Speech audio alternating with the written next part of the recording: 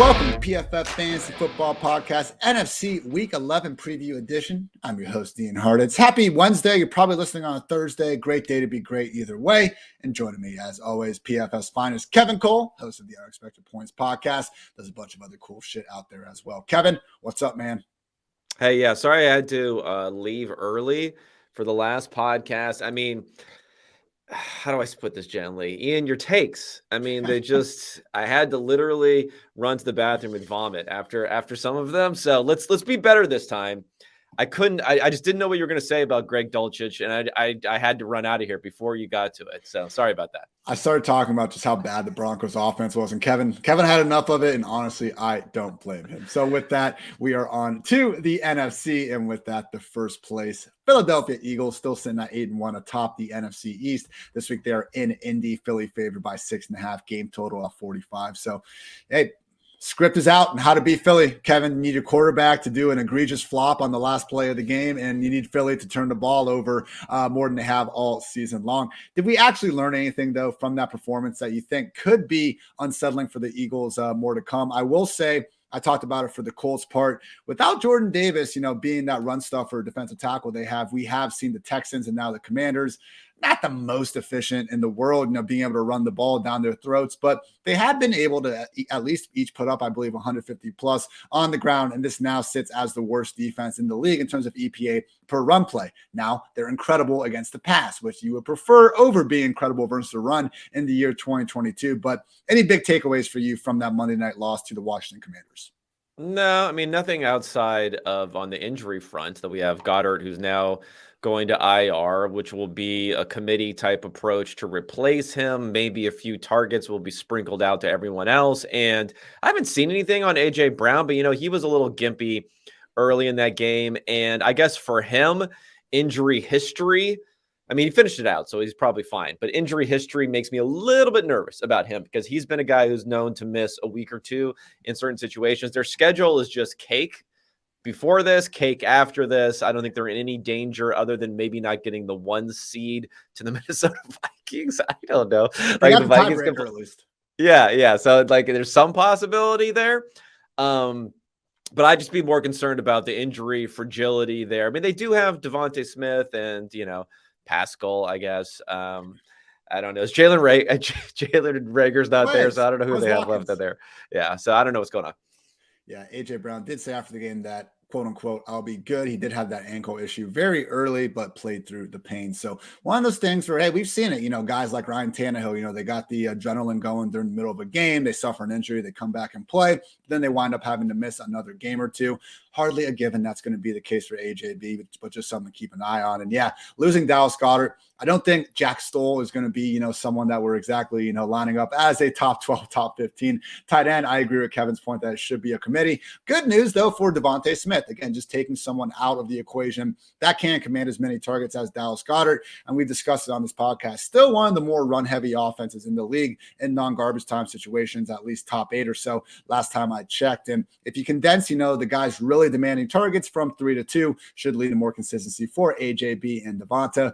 Final note is Miles Sanders. Expected points says he's low-end RB2. His real points say he's a low-end RB2. Starting to think the guy is just a solid low-end RB2. Second place New York Giants still sitting at 7-2. This week they are home against the Lions, favored by 3. Game total just at 46. So, hey, the team's 7-2, Kevin. Daniel Jones has led the New York Football Giants to a 7-2 record. And as we've tried to do with all these teams, he's not exactly had, the most help doing so in the passing game. I mean, the starting 3 wide receiver set going into this year was supposed to be Sterling Shepard out for the season, Kenny Golladay benched after one of the more egregious drops you'll see, and Kadarius Toney, now a member of the Kansas City Chiefs. So yes, Darius Slayton has gone out there and made some nice plays, while Neil Robinson has flashed a little bit here or there, but hardly the sort of passing environment we'd be expecting a bunch of passing production to come out of. That said, just 8 passing touchdowns on the season. He hasn't hit 220 passing yards in a game.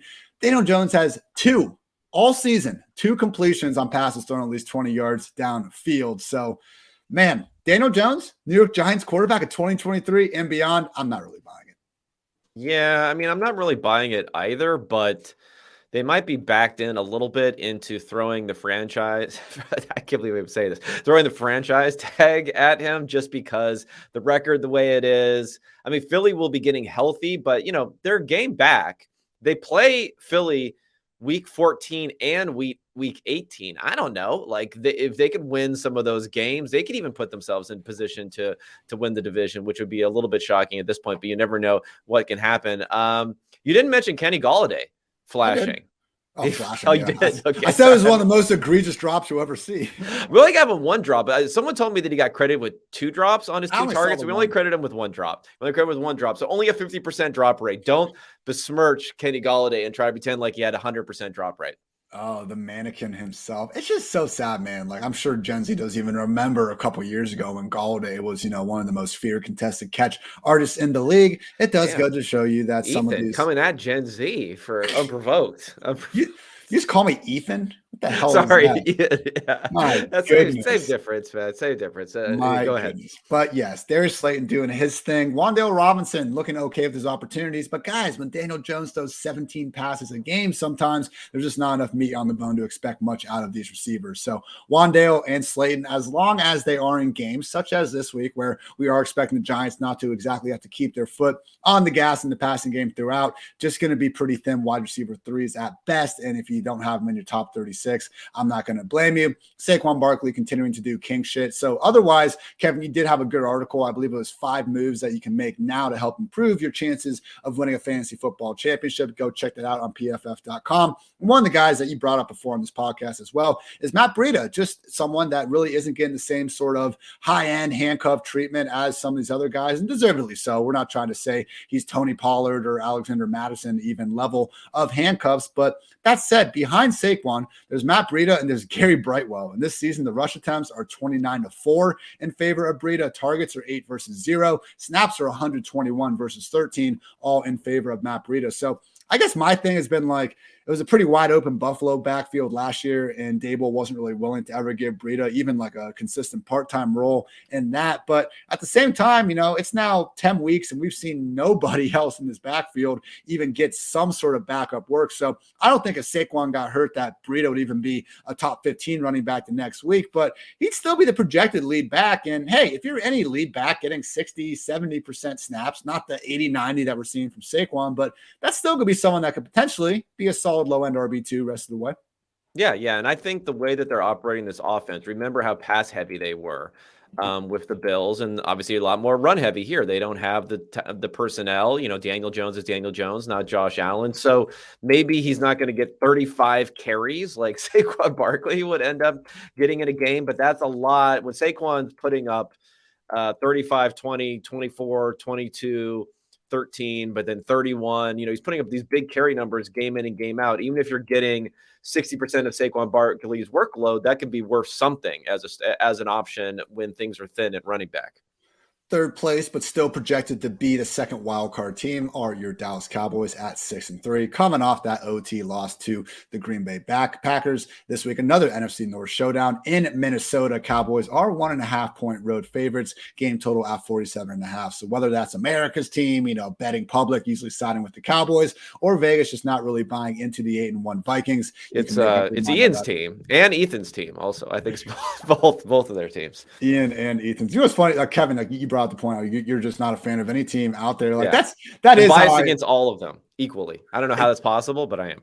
You've seen the amount of Cowboys just dumb heartbreaks over the years. Like you tried dealing with that as an irrational fan, and then picking yourself up off the floor and trying to do the rest of your job. So I would say these days, usually chairs and pillows and whatever are only flying around the Hartitz household when the Buckeyes are on. So I've been able to rein it in a little bit. But the one thing that continues to annoy me with the whole Cowboys fandom and just football Twitter in general is the Zeke versus Pollard debate, because my issue with it is like, how many teams in the NFL would we not have a problem with Tony Pollard being the backup running back on? Because all these stats, and we can talk about him being more efficient than Zeke, and he has been. He's been more efficient than almost every running back in the NFL. He's our 5th highest graded running back in terms of PFF rushing grade among 50 running backs with at least 50 carries. He's 2nd in yards per carry. He's 1st in yards after contact per carry, tied for 11th in missed tackles forced per carry. So Pollard's awesome. And I think that we'd be having this argument everywhere. So yeah, he's specifically in Dallas. That's why we're focusing on it. But I don't know, man. I just wish we could, again, praise Pollard a little bit more without shitting on Zeke, out the other side of our mouth in the exact same sentence. So all that aside, this Cowboys offense, 24, 49, and 28 points over the past 3 weeks with Dak under center. Like, to me, Kevin, that's Dak getting back to doing Dak things. That's not Tony Pollard being in for Zeke. Is that fair? Yeah, no, I think that's fair. And it's also CeeDee Lamb doing what we hoped CeeDee Lamb would do type of things. It's pretty amazing. He was aligned to potentially have just this monster share this season without Cooper there, with Gallup being injured to start the season. But if you look at what he had done, never had 100 yards receiving in any game until he went off here for 11 catches, 150 yards, and 2 touchdowns. I don't think we're going to get a ton of that going forward, but at least it was a positive sign, because I was starting to lose some faith at the fact that whether or not he could put up that type of game. And also at 13.6 yards per reception, he hadn't really been tearing it up there either at stretching the field. So it was good to see him put all that together in one outcome there on a high passing volume type of game for Dak Prescott. Credit to Kellen Moore and the Cowboys for changing up, where they want to align CeeDee. I know last year, before the Michael Gallup injury, their ideal offense was Cooper on one side, Gallup on the other, and then CeeDee in the slot. But when Gallup got hurt, they moved CeeDee back outside, and that's why you saw games like their wild card loss to 49ers, where Cedric Wilson and Dalton Schultz are getting the majority of targets ahead of, your best wide receivers and CeeDee Lamb and Amari Cooper. So really this entire season, all but 4 games, all which came, early on in the year, CeeDee Lamb has been spending the majority of his time in the slot. So, Vikings, and now credit to Peterson for getting his 2 interceptions last week, but this is not a defense that we're going to fear for CeeDee. And we've seen him face teams like the Eagles and Darius Slay, and just avoid even the Rams and Jalen Ramsey. Like, teams aren't choosing to shadow CeeDee Lamb with their best cornerback because of where he's lining up a lot. So just good job by the Cowboys, moving around your best player to get him the football as much as possible. Novel concept. So with Dak under center this year, though, CeeDee is the overwhelming target leader with 38, but easily in second place is Dalton Schultz. 4 games now with Dak, 7 catches, 62 yards, 5 catches, 49 yards, 6 for 74, and most recently, 6 catches, 54 yards, and a touchdown. Kevin, the tight end position has gotten ravaged by injuries here recently. And you look up now and, man, Dalton Schultz, tight end 4 on the weekend, doesn't even feel egregious. I have Kelsey, Kittle, and Hawkinson ahead of him. Hell, you could even talk about Schultz versus Hawkinson, and I think have a reasonable argument to put Schultz ahead of the guys. So I'm expecting this the rest of the year. During the preseason, I rejected the idea that Schultz deserved to be so far ahead of Dallas Goedert. Like, that was my issue. It wasn't even that he should be, Goddard should be ahead of Schultz. I thought Schultz, as the tight end 6, I think he was pretty consensusly, was the right spot. The problem was Goddard was going like 2 rounds later in terms of his overall ADP, but just in terms of the position, Schultz is a top 5, if not top 4 tight end the rest of the way. Yeah, I agree. I think maybe it's a talent-based discussion. I think it's probably leaning Goddard over Schultz in that regard, but there's not a lot of options on Dallas. And, for whatever it's worth, we've seen tight ends, even when they're quite aged and maybe are not necessarily the most explosive, who become security blanket type players for their quarterbacks. And Dak loves him some Schultz. So, that's great in PPR in particular. And he finally got a touchdown.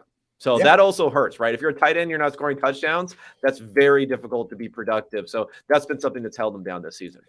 Last place Washington Commanders at 5-5, coming off that Monday night W against Philly, though. This week they're in Houston, favored by 3.5 points, game total at 40.5. ESPN's Jeremy Fowler has come out and said that the expectation is that Taylor Heineke will remain the starter. And okay, look, it's not like Carson Wentz put a very high bar out there for Heineke to clear, and, winning is winning, and he has managed to do a decent amount of that in his time under center. But my God, Kevin, do we have to, every single time someone does anything in prime time, like, we just have the hyperbole that goes into it is wild. Like, if Heineke had just had that exact same performance on Sunday at 1 p.m., I don't think anyone would have given a single shit about it. 211 passing yards, no touchdowns, 1 interception.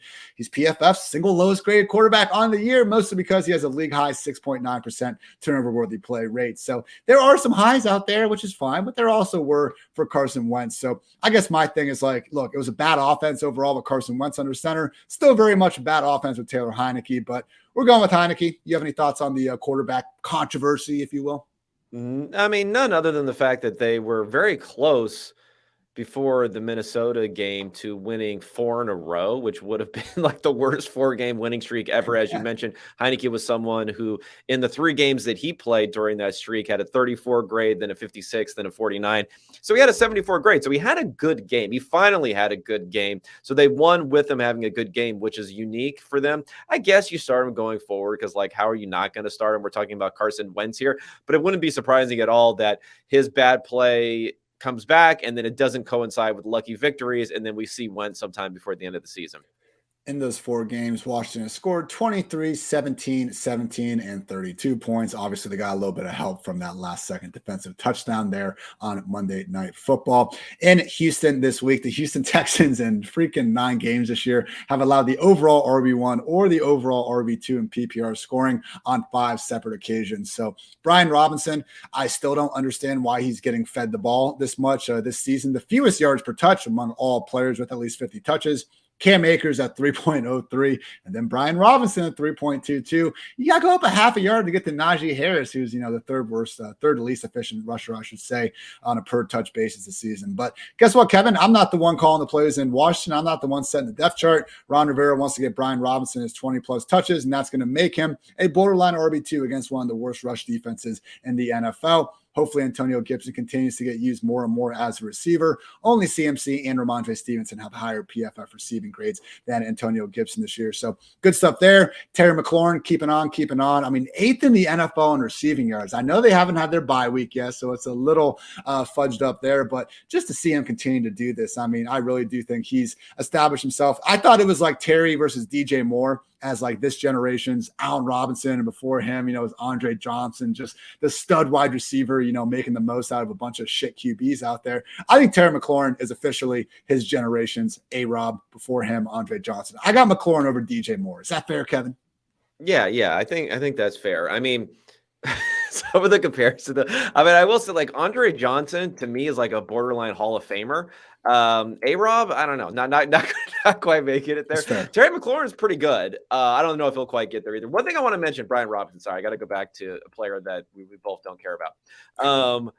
Yards per touch. I do have a bit of a pet peeve about yards I know. I'm being a bit of a dick here, because I know so much of But then, in fairness to you, I looked at him, and he has 4 targets, but in 4 targets, he only has 7 yards in 4 targets. So he's not doing so high in that category also. So maybe he is just really bad all around. But yeah, yards per touch does tend to favor like that. It's probably your favorite Duke Johnson stat. Like, probably Duke Johnson's like one of the best yards per touch guys because he has so many receptions. But anyway, just going back to that for no reason other than to have a little rant.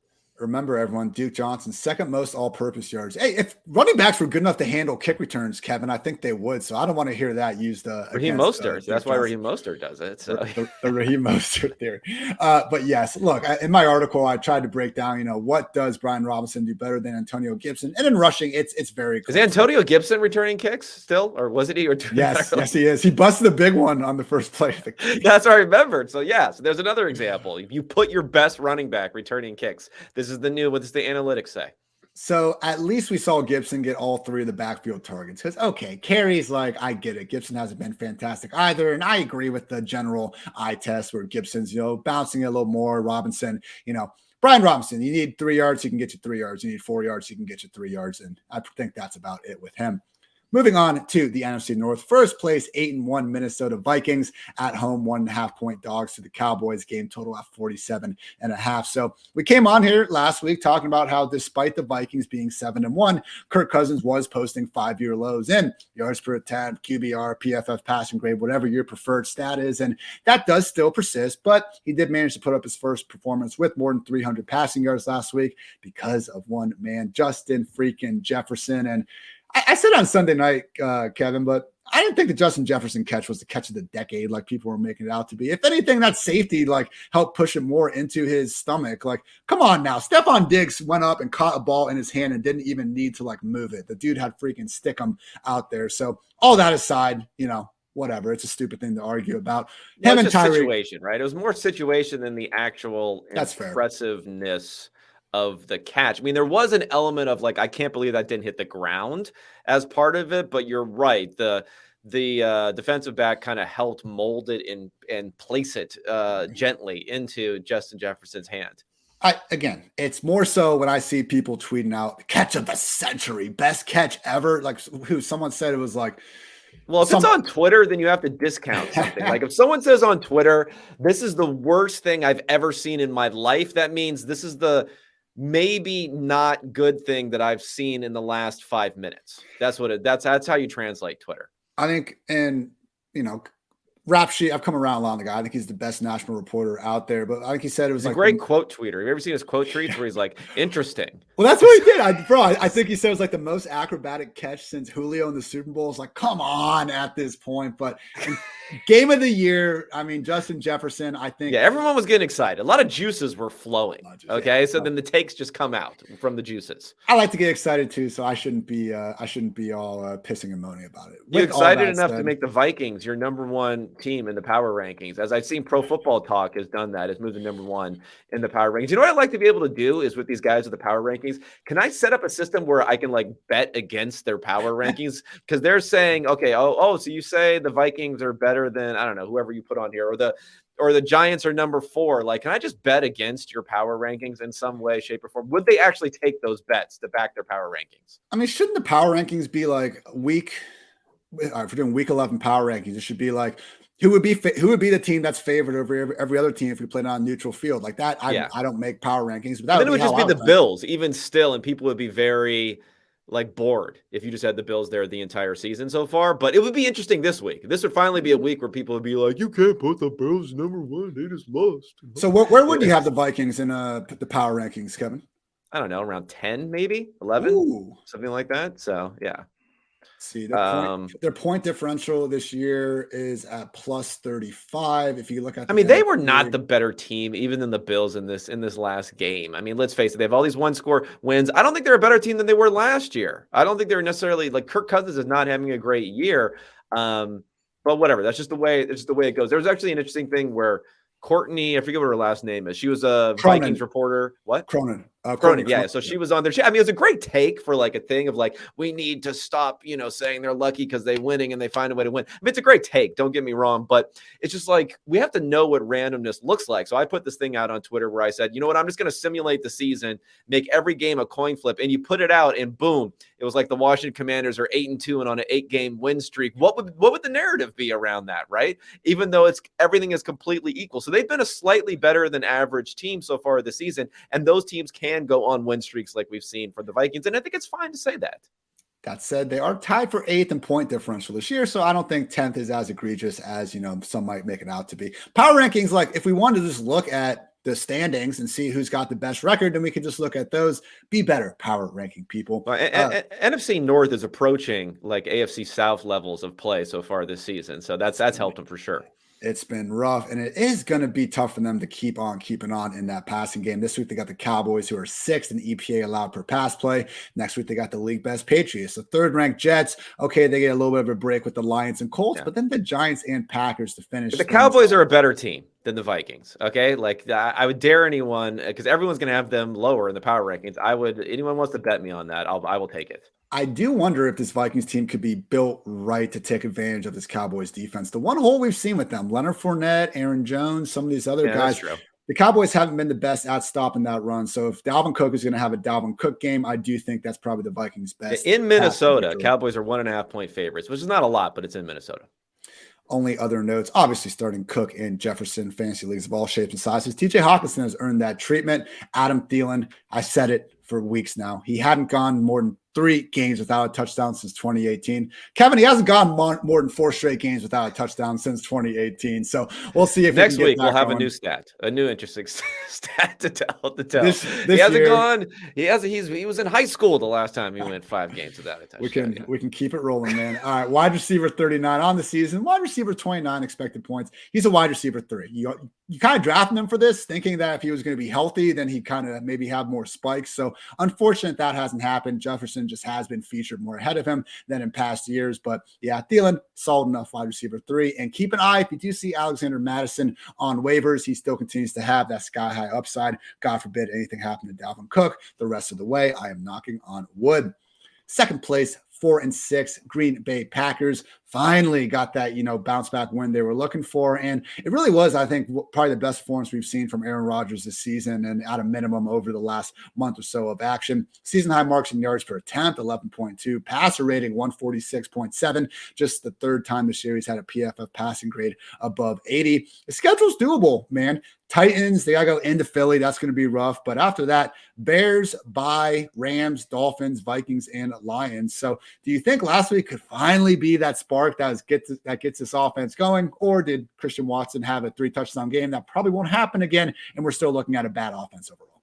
Okay, I will say I'm going to take the under on Christian Watson 3-touchdown games. Whatever line you're willing what to about 3 touchdowns the rest of the season? For the rest of the season? Oh, yeah. I'd probably still take the under on that. Okay, I'd probably still take the under on that. So the problem with this game is, it's boring to say, but it's like 20 pass attempts for Aaron Rodgers, and this is how they want to win. You said it was their best looking game of the season. This is like their ideal outcome, and it's bad. Not if if you have Aaron Jones, I guess it's not bad, but it's bad if you're hoping for a good outcome for any of these wide receivers or some sort of explosion from Christian Watson down the stretches. This is how they want to play. I know he's the back-to-back MVP. I know he's a Hall of Famer. I know at one time he was seen as the most talented quarterback ever to live and everything else, but they want to keep him in that 20 to 30 pass range, run the ball, and win games in that sort of fashion with him being efficient, but not putting up gaudy type of counting numbers. I do think that Christian Watson, for many of the same reasons why we were hyping up Romeo Doubs a couple of weeks ago, like, look, it's a wide open passing offense. Randall Cobb is coming back from IR, but I do think in games where we're not going to see them be able to run the ball quite as well as they did last week, it should be Watson side by side, Allen Lazard at the top. Now, does that immediately make the dude like a top 20? You need to start him every week wide receiver? No, absolutely not. But it's solid enough wide receiver 3, pretty much where we were kind of ranking Romeo Doubs unsuccessfully. I'll add to that, for a nice little stretch there. I do think that's fair. Preseason Romeo Doubs. That was the good stuff.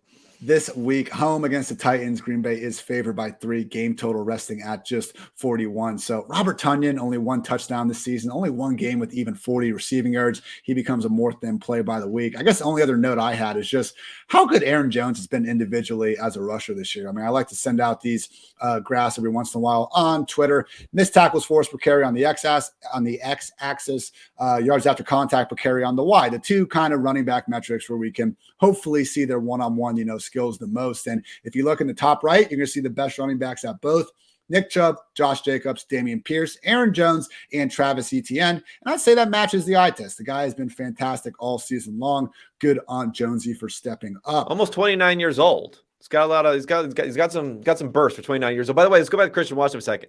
You take over 3. I'll give you 2.5. I'll give you 2.5. Oh. Yeah, I take over. Really? Okay, I'll book that. I'm booking that. We'll check in on that later this season. Third place, 3-6, Detroit Lions. Back-to-back wins. Is the roar being restored after I was mocking them, week in and week out for a bit? Ninja gets it. We've discussed this. At the Giants this week. Giants 3-point home favorites, game total at 46. So Nathan Yonke talked about Jared Goff being a solid waiver wire add this week. This week against the Giants and the Bills, not the best, but if you do look overall down the stretch, they are going to have the 4th easiest schedule moving forward. God forbid we get some of these weapons back. I still haven't exactly heard the final verdict on Jameson Williams, but DJ Chark's practice window did just get opened. They're hoping to get him back from IR sooner rather than later, and he's still top 10 in passing yards and passing touchdowns this year, despite dealing with those injuries. So just 5 touchdowns over the last 5 weeks. In the passing game, Amon-Ra St. Brown is the only sure thing in there. And shame on any of you that gave up on him as a wide receiver 1. Come on, guys. Targets in his last 12 non-injured games. 12, 12, 11, 11, 11, 10, 12, 12, 9, 10, 9, 11. It is ridiculous. So they haven't been passing it a ton either. He's just getting like 40, 50% share some of these games. They put him in the backfield too. Like they find a way to get Amon-Ra St. Brown the ball. And why not? The man's a baller. Just keep an eye on that ankle. He did tweak it last week, continue to play the rest of the game, but obviously don't want our guys to be out there playing through too much pain. So that takes us to the DeAndre Swift conversation, Kevin. And always give our guy, Josh Norris, plenty of love on his podcast. I love Josh. He's so big time now. I always see him on those those underdog commercials. Got to remind myself, just how great the guy has been. But with DeAndre Swift, Josh showed a very fair play. It was an 8-yard screen, and DeAndre Swift basically tried to cut the thing back across the whole field, where if he had just kept running straight, sure looked like there was a lot of yards there. So I don't freaking know what DeAndre Swift is seeing, man. When I used to play running back in high school, like I remember just if it's supposed to go in the B gap, I'll put my head down in the B gaps. Shit's happening so fast. Like, the fact that guys can hurdle and cut back across the field, absolutely mind blowing to me. Like even that vision stuff, man. Yeah, it's real easy to look at the all 22 view. A lot harder when you got these, finely tuned athletic machines trying to take your freaking head off out there. So I'm more willing to look at Swift and say, he's trying to make up for the last 6 weeks in one play. This dude's only getting 5-6 touches per game. So I think it makes sense that he's pressing a little bit out there. At the end of the day, he's the only running back in the league averaging 7+ yards per touch. So I'm not going to forget about everything he's done, in the past this season, just on one play. Ian, I told you about touch, but go ahead. Yeah, I know. But watch the freaking do per carry, do per target, do per reception. Okay, no, he's good. He's explosive. Go ahead. He is incredibly explosive. Now, Jamal Williams is very good at what he does. 9 touchdowns this year, 15 carries in 6 of the last 7 games.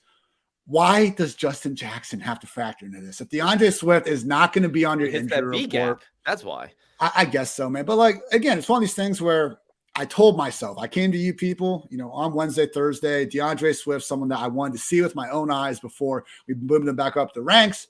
And then he wasn't listed on the injury report. He practiced in full on Friday. And damn it, Kevin, I put him back in as a low-end RB2.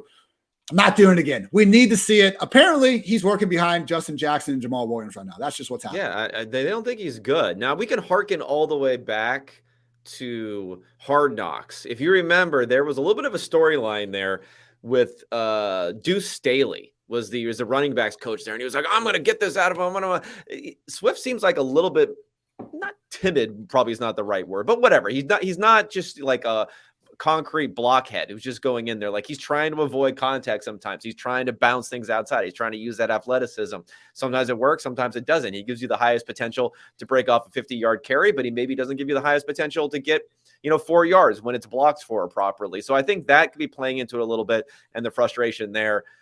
12 yards though last week and just not being used that whole much. Well, what do you think would be a proper over under for yards that he will gain the rest of the season, being that we got how many 8 games left in this season? I don't know if he'll get more than 450, 500 yards. I don't know. We'll see. Dude, if he's not touching the ball more than 5 or 6 times a game. Well, yeah, we hope it's going to get better than that though, right? It has to at some point. I would think so, but again, we have 2 of these last 3 weeks now coming out of the bye. I don't know. Dan Campbell tells us he's injured during the week, and then they're not listing him on the injury report by the end of the week. So it's tough. So yes, last week, obviously worst performance of the year. Week before that, he had 50 yards on 5 touches, and the story going into that game was let's see how he does. And I don't know. That seems pretty good to me. Didn't lead to more usage. So unfortunately, I do hope that we can get him back into a usable low-end RB2, but the days of, expecting him to be this top 10 league winner certainly do seem to be over. So right now, Sun God, Jamal Williams, those are the only guys we can trust in Detroit. Last place, Chicago Bears sitting at 3-7. What a tank job going on here. We got Justin Fields and company putting up points, bringing some positive vibes, but doing just enough to lose in the end. This week they're in Atlanta. Falcons are favored by 3. Game total resting at 50. Just keeps on going higher for the Bears. So again, 33, 29, 32, and 30 points over the last 4 weeks. We got Matthew Berry over here at Roto-World or whatever companies representing, basically ranking Fields as the QB1 ahead of week 11. And it's not egregious, man. You definitely don't need more than one hand. I don't really. I'm just saying. Top 5? Okay, I get it. Yeah, top 5. I'll give you. I'll give you that. I guess. Yeah, Josh Allen, weather. Yeah, I guess the only thing about Fields is he's not going to get a 60-yard touchdown run every week. That's all I have to say about it. I'm going to go out on a limb there. I'm going to take the under on 60-yard touchdowns this week. Under 1/2.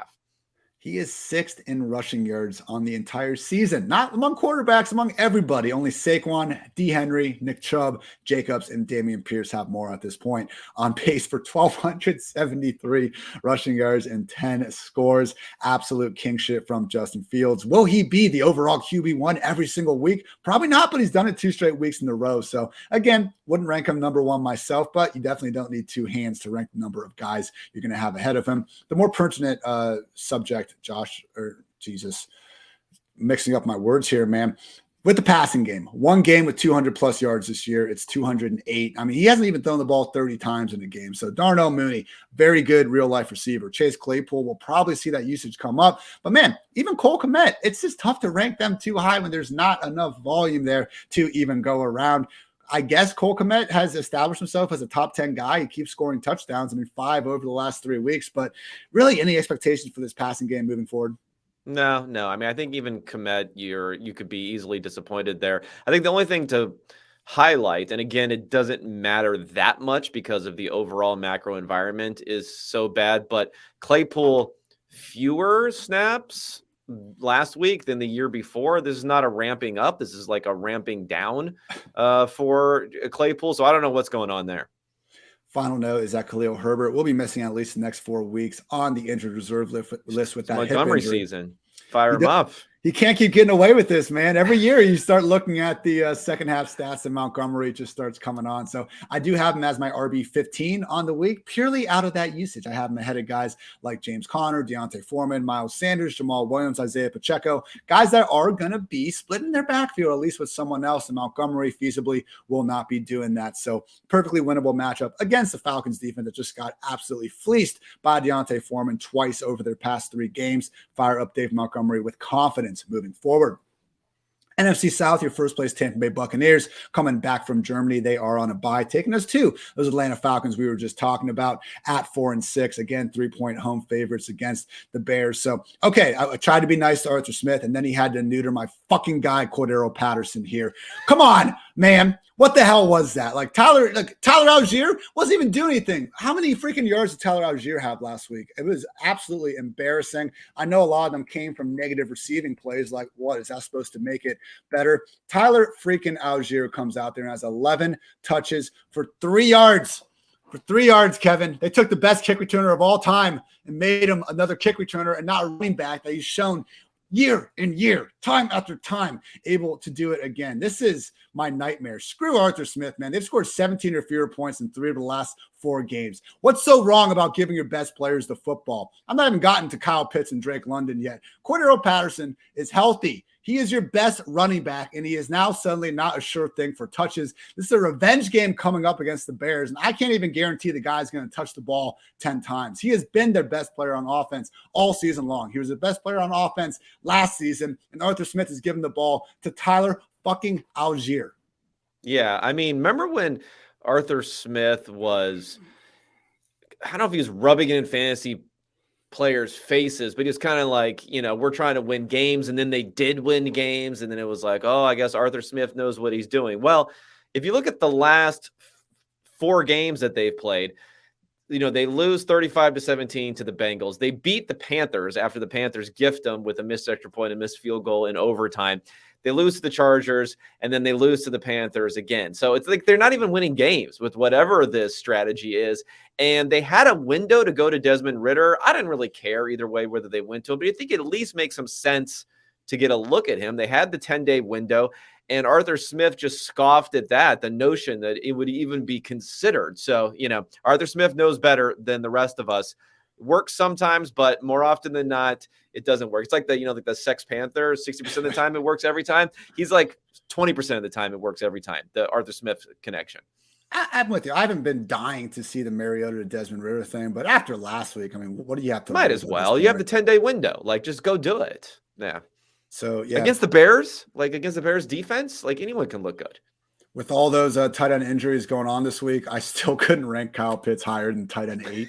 I think that tells you kind of the state of how things are going for him. Second last week at unrealized air yards, if you will. I believe he's top 5 on the entire season at this. Trey McBride or Kyle Pitts rest of season? Who are you taking? Oh my God. I guess Pitts, but it could easily be McBride next week if we see the full-time role. I know it could be. Yeah, you got to take Pitts, but it's just, I was trying to think of what would be the funniest one to say. All right, enough of that. Panthers 3-7, third place this week in Baltimore. Ravens are 12.5-point favorites, game total at 43.5. Baker Mayfield back under center. Every single one of these QBs has suffered a high ankle sprain at some point this season. Hate to see that. So Baker, second half against some Bengals backups, easily put forward his best performance of the season a few weeks ago. Do we expect that to continue against a well-rested Ravens team coming off the bye? Probably not out there. So DJ Moore, obviously, we've kind of seen what he is. He is a boom or bust low end wide receiver 2, probably more likely a wide receiver 3. So guess what? That comes with a boom every now and then. Also comes with some bust. That's why we use that phrase in the old fantasy industry. So DJ Moore, you can feel, again, not good about, because what can you feel good about in this offense? And I want to use that point for why we can't just immediately put Deontay Foreman in starting lineups of all shapes and sizes and not think twice about it. Because look at these 300-yard performances he's had. 2 of them came in double-digit wins. The other one came in that back-and-forth overtime game that you just mentioned that they should have won if their field goal kicker knew how to do his job. So when they got blown out by the Bengals, Deontay Foreman had 9 touches and a 43% snap rate without Chuba Hubbard in the picture. So yes, Chuba came back last week on Thursday night and wasn't a factor. That was also a game time decision situation where I think Chuba obviously could have been eased back into it in the first place. So Deontay has been playing well. I would expect him to lead the way more weeks than not moving forward. But once you start looking at this end of season schedule, again, they're 12.5-point dogs this week. Then they got to go face that juggernaut Broncos defense. Then they have a bye. Then they're in Seattle. Then they, got the Steelers and Lions, and they're in Tampa Bay. Like, you can talk about the Steelers and Lions being reasonable spots for Foreman, but these game scripts are about to get a lot worse. If your trade deadline is still out there and someone thinks Deontay Foreman really is this guy that's going to be seeing 20, 25 plus touches a week, man, I would gladly sell high on him right now. Am I right here, Kevin? Because look, I drafted a ton of Deontay Foreman in best ball back in the summer, irresponsibly so, given how, Chuba really did actually have the lead over Foreman before he got injured. So I'm fine. If Deontay Foreman proves me wrong with what I'm just saying, that's great. I'll, be laughing straight to probably not the bank, but maybe win like $5 or something like that. So with Deontay doing this, sign of more things to come, or has it been a fairly fluky sample based on the Panthers being more competitive than we should expect them to be the rest of the way? I don't know. I'm a little bit ambivalent on this. I mean, I think that he has earned the lead role, maybe a bit more than what you think that he has, but I agree the schedule is really the issue. If the schedule was not out there, if Baker Mayfield was not the worst quarterback in the NFL beforehand, I would be a little bit more on board on him. It just all depends on what sort of value you can get from him. I do think he's going to be the lead back, though. I think he's going to be pretty much locked in as the lead back going forward. What that's worth or not is really the question. And what's up with Sam Darnold? Like, this seems very unlike an NFL franchise not to at least roll Sam Darnold out there and just hope to see what will end up happening with him this season. I'm kind of surprised that they didn't turn to Darnold in this circumstance. Final note on Foreman. He has just 4 catches this entire season. No Darnold commentary for. What do you want me to say? The guy's been terrible. The people want the Darnold talk. Okay. Are you a Darnold stan? No, I'm not. I just thought it was thank God. You just rolled past that like I was talking about crypto and Tom Brady right now. But no, I spent regular listeners of the podcast know my thoughts on Darnold coming into Carolina. Okay, who's more likely to get them the number 1 or get them close to the number 1 pick? Starting Sam Darnold or starting Baker? Darnold. I think so. Yeah. At least Baker. So I don't know. Baker's so bad. But he's actually played good for like stretches before. Darnold never has really. Even last year, those first couple of weeks, that was historically right. Yeah. Okay, I'll give it to you. Last place, Saints 3-7 facing off against the Rams at home. Saints are favored by 4, just a 38.5-point game total. Yeah, Andy Dalton, what the hell, man? It was all going well for a bit. You were checking the ball down to Alvin Kamara, and then Daltonaissance is over. Yeah. Oh my gosh. 6, 7, and 9 receptions in Kamara's first 4 games with Dalton under center. Has caught just 6 passes over the past 2 weeks combined. And it's the worst part has been these have been perfect game scripts for him. They've been trailing really the better part of the last 120 minutes on the football field. The problem is they've only scored 23 combined points. Dalton has just 29 and 27 pass attempts because they cannot consistently move the ball downfield. So it's Alvin Kamara. He's still top 5 and expected PPR points per game. You're starting him no matter what. But what are we doing with Dalton here, man? Give me Jameis. Come on. Yeah, I mean, I'm kind of surprised it's not Jameis, honestly, but we'll see. Maybe it'll be a halftime switch type of situation. It's almost inevitable at this point. Fun note, Juwan Johnson, Saints tight end, has more PPR fantasy points than Taysom Hill, Saints tight end this season. It does seem like the Taysom Hill situation is not increasing. If anything, his usage has gone down. So yeah, it was fine when this was actually a top 10 scoring offense and Taysom Hill was their hammer at the goal line. Guess what? You start taking away those points, you take away the goal line carries. Taysom Hill ceases to be much of a fantasy factor. Only final point here, Chris Olave. Not expecting him to get that Jalen Ramsey shadow. We did see the Rams use it for the first time all season last week against DeAndre Hopkins, but Ramsey and Hopkins go so far back against each other, dating to those Houston-Jacksonville days, that I think that could have had more to do with it than anything. So we're now getting the storyline, Kevin, like, can Chris Olave actually, score touchdowns, or is this not a part of his skill set? Just giving absolutely no credence to the fact that he scored more receiving touchdowns than literally anybody to ever enroll at the fine institute known as the Ohio State University. So I'm willing to say it's a little bit more of a problem with the Red Rocket under center and not Chris freaking Olave being good at catching touchdowns. Is that fair? Yeah, I think that's fair. And those targets will come, and there were some earlier this season. So yeah, I think that's fair. It's just the whole passing offense, they're not converting third downs. I think we talked about this before, which causes just the play counts to go down, the yardage to go down, the touchdown opportunities to go down. And that's been the big problem because they're not going to get like a huge explosive play very often with Andy Dalton.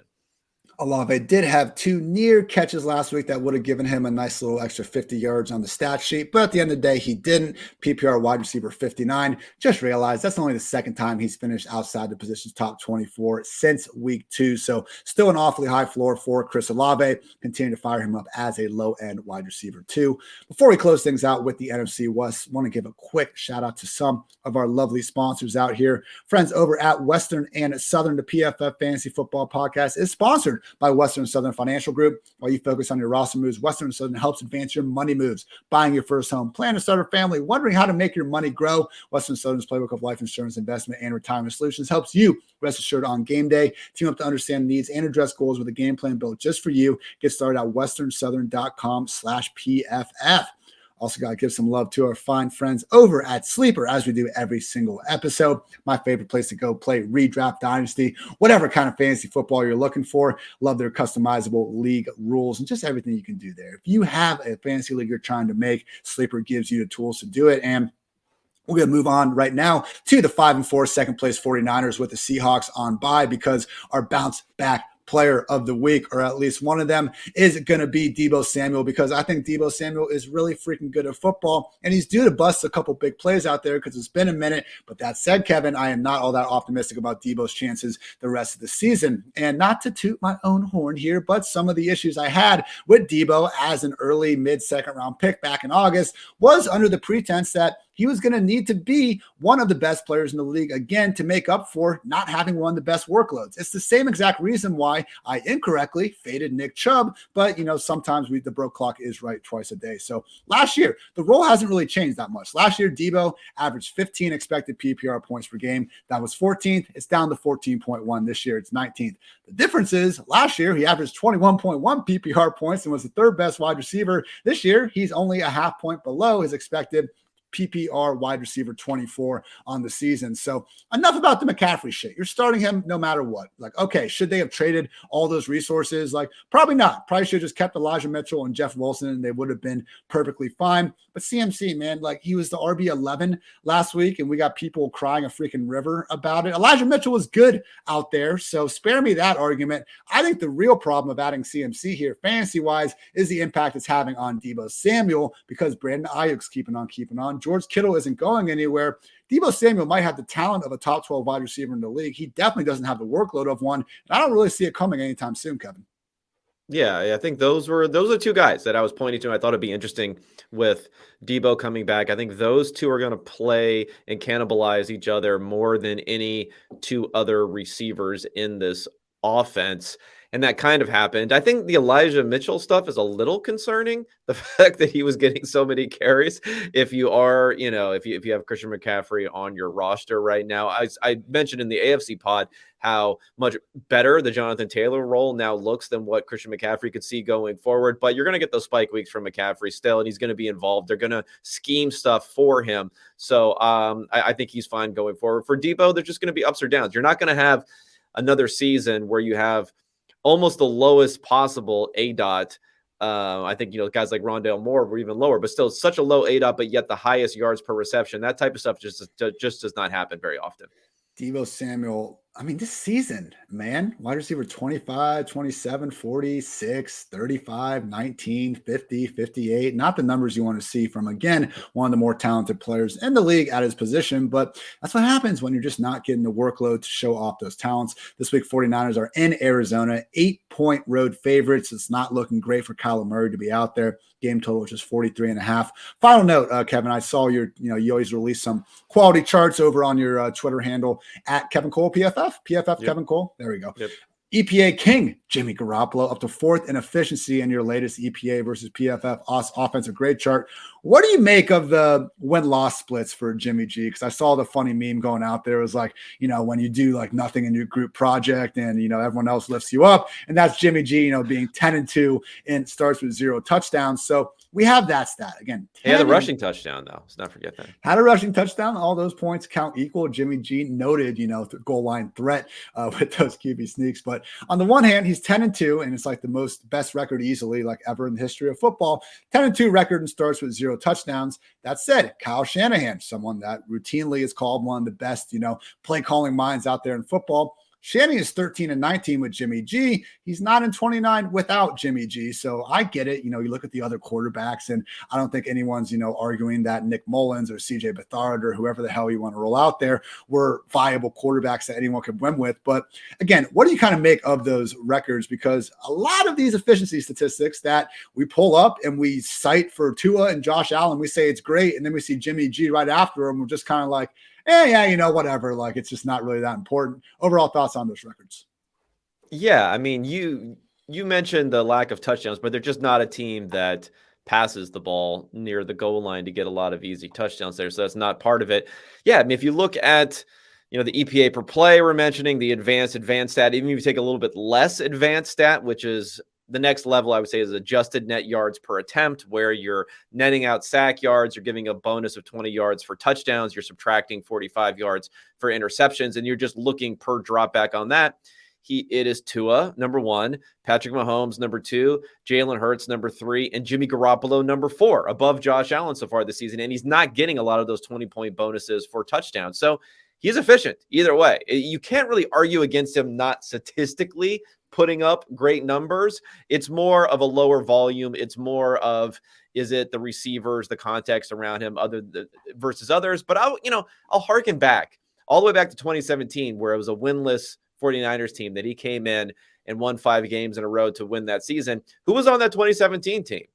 Was George Kittle there? No. Was Deebo Samuel there? No. His leading targeted receiver that season was Marquise Goodwin. So he has done it and been good with different circumstances. Obviously, it helps, though, Shanahan, and having those guys there in San Francisco now. Isn't it weird how much success they've had together and how that relationship doesn't seem all that great? I mean, he got injured a lot. So that was part of the thing that Shanahan even explicitly said when he got a little bit fed up and then go ahead and, they wanted to draft someone, is the fact that he hasn't been reliable injury wise, because the bottom fell out of the team those 2 years. I mean, they had clusters of injuries in different places, but when he hasn't been there, it's been really, really bad. I had a friend get to hang out with Jimmy G at one point, and they actually asked Jimmy about his relationship with Kyle, and apparently they went 3 or 4 months in the offseason without saying a word to one another. Supposedly he doesn't talk to the organization. That was the whole offseason story. It was one of the offseason stories, kind of a little bit trashing Jimmy in the offseason, was that he is completely MIA during the offseason. You cannot get in contact with him at all. But he's Jimmy, though. Did you see the clip of him at the Warriors game where all the cheerleaders are coming up to him on the sideline? So it was McCaffrey, Jimmy, Kittle, and I think Juszczyk. I kind of felt bad for the other guys there, right? Because they're more super, at least Kittle and McCaffrey are more superstars. But those cheerleaders who were coming over, I bet they did not even know those guys were football players. And we're like, okay, you're with Jimmy. You're kind of big. So you're yeah, you're a football player too. But it's just Jimmy, they knew Jimmy immediately. And CMC's been on his GQ game and stuff. Clearly, he was probably the one that was especially hurt by that. He had a hat on. I might not have. I don't know if I'd recognize Christian McCaffrey walking down the street with a hat on, whatever. I definitely would recognize Jimmy, though. He's getting a little salt and pepper. I don't know if it's distinguished. We can argue about Jimmy's hair look in a future episode, maybe in the part of the wrap up, the postmortem on the 49ers. Man, that's some king shit, though. So the season ends, he just shuts his laptop. Hey, I'll see you guys in August. Kittle made jokes about it before, even like when the relationship was good. He made jokes about the fact that like you just text him and he never calls you back the entire offseason, and he shows up for camp and that's it. Like the coaches try to get in contact when they're like, "Oh, we're going to install some new stuff this year," and he just like, "Nope, sorry, call me. I'll talk to you later." Final notes here after we got sidetracked a little bit there. Of course, you're starting CMC, and you're going to be starting Debo and Kittle in all these lineups. Brandon Ayuk, 4 straight games with 80-plus yards, obviously earning his way into that low-end wide receiver 2 conversation as well. But similar to Philly and some of these other offenses, there's just not enough meat on the bone for all these guys to ball out every week. You're going to have to take some of the duds. Just don't freak out one day and inevitably happen. Third place, 4-6, Arizona Cardinals. Again, not necessarily expecting to have Kyler Murray for this matchup at home against the 49ers. Specifically, ESPN's Jeremy Fowler reports Kyler hamstring could miss another week or so. Is this conveniently timed up with the new Call of Duty getting released? It absolutely is, but it does seem to be a real injury going on. So we'll see. But unfortunately, this game is on Monday Night Football. So you really will need to have this figured out. If Kyler Murray is a questionable game time decision on Saturday, man, if you can get Jimmy Garoppolo, like that's probably the best of both worlds, because then that allows you the chance to really hold out hope for Monday night. But even at that point, man, if we have a hobble Kyler Murray out there, could be problematic. And I think last year we really saw them take their time with Kyler coming back, because we saw him try to play through the pain in 2020. And, you take away his ability to really move, and you're really confining what he can do as a quarterback. So luckily, Colt McCoy did go out there, and he has been solid in his spot starts over the past 2 years. I'm sure we'll see a dud at some point. Colt McCoy, 36 years old at this point, which surprised me to actually look that up. But luckily, this offense is condensed enough that we don't have to really downgrade everyone all that much, despite having Kyler out of the picture. I mean, DeAndre Hopkins, Rondale Moore going for 14 and 13 targets last week. Great to see that. And James Conner, man, playing over 90% of the offensive snaps. Darrell Williams on IR. Benjamin got cut.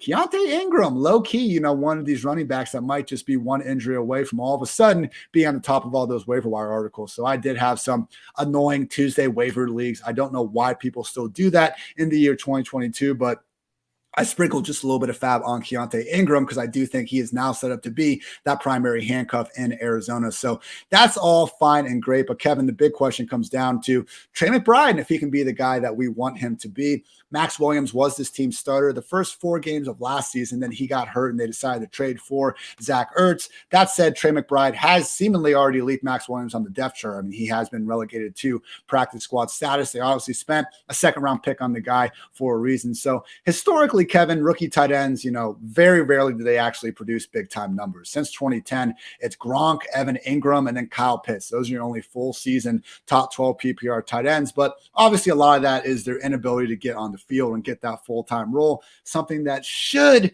be going Trey McBride's way. So you said before, Kyle Pitts versus Trey McBride, and I did hesitate, and I think that tells you, all you need to know about the situation. Only reason I hesitated is because, again, it's not a given McBride's going to have that same role as Zach Ertz, but at a minimum, man, like this week, I have him ranked as tight end 14, just behind some guys I'm more confident in having that role. Foster Moreau, Greg Dulcich, Higbee, and Hurst, but I'd probably take McBride's receiving talent above all those guys. If we get that full-time role, we could be looking at a top 10 tight end the rest of the way. Yeah, I mean, and he had that full-time role when after Ertz went down. He ran 32. Max wasn't active. That's my only question. But yeah. So that's going to be that is a bit of a question. But I think when it comes to tight ends and their ability to produce early, I'm going to theorize here that part of it might be that they can be used so often in the slot now, and it's not an overwhelming percentage, but still, he was about 40% of his snaps were in the slot there, that maybe that's a little bit easier to get acclimated to the NFL rather than having to be in line and to block and to do that sort of stuff if you can be used out wide a little bit more often. And he's a guy who can do that, caught a ton of passes, the MFN, as Evan Silva would say, the MFN Mackey Award winner. McBride. So yeah, I think I'm excited about him. And I guess maybe if you're thinking about projecting players going forward at this point in the season, you're not using a draft pick on him. You're not using a mid-round draft pick. You don't have to worry about downside and taking a 0 necessarily. If you have, fab you can use on someone, use it on him, and maybe you got something. And if you don't, then you don't. It's okay. Yeah, I had to blow quite a bit of fab on him, more than I wanted to in leagues where I already had Dallas Goedert. But you start looking at those waiver wire guys, and again, that fab does not carry over to 2023. If it does, that's a pretty wild league that you happen to be in. So assuming it does, fall off at the end of the year, now or never, basically. I don't know exactly what other tight ends we're going to see open up throughout this year with this sort of opportunity. Final note is that Marquise Brown did get his practice window activated, and Cliff Kingsbury said he has, quote unquote, a chance to play through that foot injury in week 11. No, we cannot trust Marquise Brown. Doesn't play him. I hope he does not play. Yeah. I even have Marquise Brown. I don't want to start him. So you let him rest a little bit. Cannot trust him this week. How confident are you in Rondale Moore specifically keeping on once Marquise Brown rejoins the fold? It does seem like Marquise Brown, at this point, please, come on. Rondale's still going to be a starter because we saw this last week where legitimately he was working behind Kirk, Hopkins, and, a combination of AJ Green and Antoine Wesley. The difference this year has been Rondale has solidified himself as that starting slot receiver, and Marquise Brown, when he was playing, was being used primarily on the outside. So I guess, Kevin, there is a chance that Marquise Brown takes the slot role, and then we have Hopkins and AJ Green on the outside, and Rondale goes back to gadget status. But hasn't the guy played well enough to not have that? Come on, man. It's 2022. We can't have AJ Green out there. I will say AJ Green, a little bit of blast from the past. He had 2 awesome catches last week. Contested, of course, he's not getting separation. But I don't want to completely shit on the guy. But are you at all concerned that Marquise Brown coming back could really make things rough for Rondale Moore, who, let's face it, 4 of his 5 games as the featured slot has been a top 24 PPR wide receiver? I'm definitely worried about it. As I mentioned before, I had Marquise Brown, who was being heavily targeted earlier this season on some fantasy teams. And I'm concerned for him going forward because DeAndre Hopkins is now there. He is impenetrable as far as his target share is concerned. He's always going to get it. So then, therefore, unless you have enough to go around to everyone else, and whether it's Kyler Murray, Colt McCoy, whoever there, unless you're playing the Bears every week, I just don't know if there's going to be enough to go around in the passing offense for those guys. So the floor is just going to be low especially until you see a couple of weeks how that works out between Brown and Moore. And just how egregious has Hopkins, aforementioned workload been that got mentioned, 19.8 expected PPR points per game. The only 2 guys with more, Justin Jefferson and Stephon Diggs. And to Hopkins' credit, again, he looks all the way back. I mentioned before, but first shadow target from Jalen Ramsey on the season. 8 catches, 71 yards in Ramsey's direct coverage. He got up to 10 for 98 on the game. Takes us to Ramsey's team himself, the 3-6 last place Los Angeles Rams this week in New Orleans. The Saints are 4-point home favorites, game total just at 38.5. So we'll see if Stafford makes it through the concussion protocol. He's still in it, which gives me a little bit of pause because I thought he was a lot closer to playing Sunday. So I kind of thought he would have cleared it by now. If not, we'll have John Wolford back. Unfortunately, Cooper Kupp has hit the IR with that ankle injury. Will not be back for at least 4 weeks. Why would they even bring him back after that? The season is already dead. It's a good question. I would not be surprised if we have seen the last of Cooper Kupp this season. So with that said, it's similar to when I was ranking Cortland Sutton, Kevin. I talked about this in the last episode when you had your power go out. But the fact that Judy's probably out, Patrick's been out of the picture, KJ Hamler's out, and I ranked Cortland Sutton wide receiver 19. That's how I feel with Allen Robinson this week. Cooper Kupp is out of the picture. Matthew Stafford could be back. I have him wide receiver 31. It's just so sad how far these guys have fallen and our just thoughts on their ability to produce. So am I blaming A-Rob too much from this? Because I feel like he's a wide receiver 3. And I'm still not going to feel good about putting in the lineup, even with Cooper Kupp out of the picture. Yeah, I don't know how you could feel good about it, honestly. And we'll see, Van Jefferson mixing in some other things there. There's a possibility. This Rams team, I think it has more potential than any team to just completely quit the rest of the season. Because I thought you were going to go the opposite direction with that. No, they're done. They're done. So remember Aaron Donald was thinking about retiring in the offseason. They won their Super Bowl. They've given away all of their draft picks again. Detroit Lions are probably going to get a better draft pick from the Rams draft pick than their own their own draft pick the way things are trending this season. Jalen Ramsey, I love Jalen Ramsey. Is he the type of guy who's like, I'm just going to grind out for this like team that's 4 games out of the playoffs? No, I don't think that's going to happen. They're a thin team that really needs those superstars to all come to play. Obviously, you have the injury stuff with Stafford. You have the Cup injury. You have Allen Robinson's play that's been uninspired even when they weren't officially like out of the playoff picture. I don't know, man. This could be a huge implosion. And I guess Les Snead's job is probably not on the line, but he would 100% get fired if they did not win the Super Bowl last year. McVay could probably survive, but he'd be 100% totally donezo if they did not win that Super Bowl championship.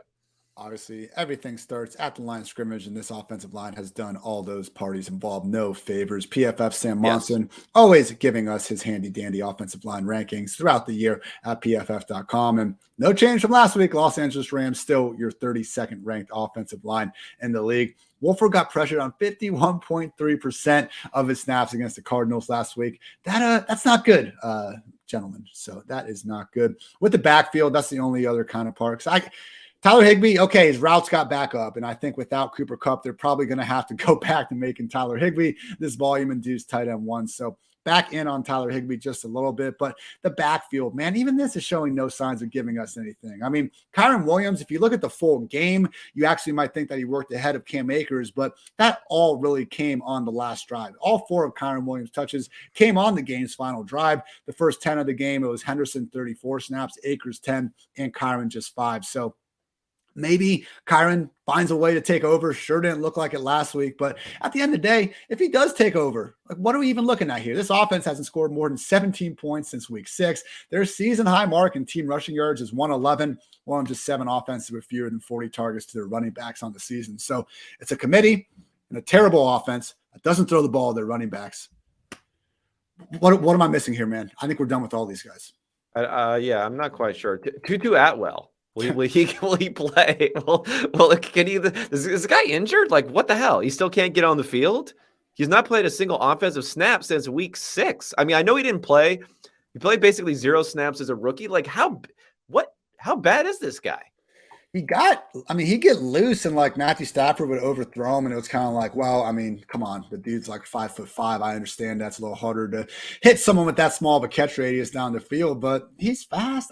That's the thing I feel like they've been missing. And that's why I thought Van Jefferson could maybe give them a little bit of help. I mean, you brought this up pretty early in the year where even though Cooper Kupp was still putting up big time fantasy points, it wasn't the same level of efficiency out there. And with this offense, when they don't have, a Brandon Cooks, even a Sammy Watkins for 1 year, he scored like 8 touchdowns with this team. They've had that outside field stretching option or an OBJ, or even if they're not really stretching the field, it's a guy that can at least make a safety think twice before just rolling down into the box. And I think that's been their issue this year. They haven't had that guy, and they haven't had the offensive line to give Stafford enough time to maybe make up for that with some of the wide receivers that just don't have the same amount of speed. So, yeah, probably spent way too much time talking about this atrocity. Should we talk about Pittsburgh? Bennett, Fort Wayne's finest, as my buddy who went to his high school. I just want Tutu.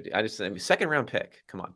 Yeah, not great. The Tutu Atwell, Dwayne Eskridge second round picks, not exactly looking all. Dwayne Eskridge is at least out there returning them kicks. All right, everyone. That's going to wrap up another edition of the PFF Fantasy Football Podcast. Kevin, you skipped out early on the last one. I appreciate you hanging through all my bad takes on this one. I had to talk about the Rams. Of course. Let the people know where they can hear you and what they can read from you over at PFF.com. Yeah, on the Twitter sphere at Kevin Cole PFF. On PFF, you mentioned that article came out where it's talking about some moves to make before the playoffs. I probably would have had a Keontae Ingram in there too if I would have known about the Benjamin situation. So he's another guy you can add for the down the stretch in the playoffs. Quarterback rankings, showdown stuff. We'll see how Packers and who is it? Packers and who are they playing tomorrow night? The Panthers?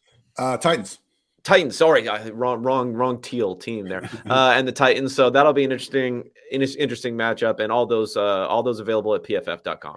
I think we're done with the 9:30 games. There's one more international game, but I'm pretty sure it's in Mexico City. So they're just doing it like on Monday Night Football. So that's good for those of us like myself who like to get, those extra hours of sleep when possible. So yeah, great day to be great over there. Make sure you check out all Kevin's stuff. As always, I got my positional previews, sheesh report, injury notes, and mismatch manifesto over at pff.com. Appreciate you guys, as always, tuning in. And maybe next week, Kevin will have some, catchphrases for us to hopefully continue to improve. Still mulling a few over. Yeah.